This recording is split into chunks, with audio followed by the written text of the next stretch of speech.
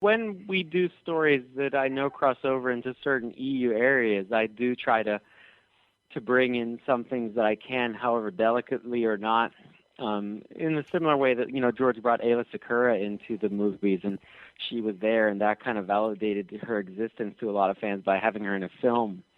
I mean, as far as the EU goes, I'm not nearly as well read in it as like Kyle Newman would be. There are a lot of things that I like in it. I really liked Grand Admiral Thrawn. I thought he was a great character because he had really nothing to do with the Force.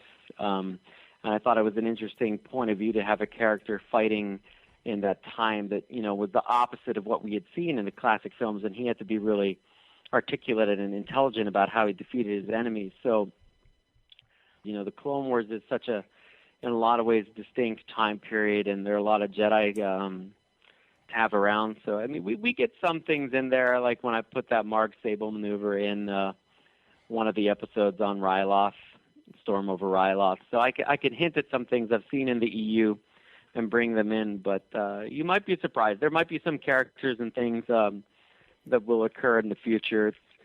Again, I don't want to get into too much detail, but it's always interesting when we go into something, even like the Mandalorians, and say, well, here's this volume of material, but then, through discussions with George, how it kind of evolves, and we see what he has in mind in a very direct way. So it's always interesting when that crosses over, especially for me, since I'm at the front line of, the story ideas with him. Hey, this is Dave Filoni, supervising director of Star Wars The Clone Wars, and you're listening to one of my favorite podcasts. In fact, the only podcast I listen to.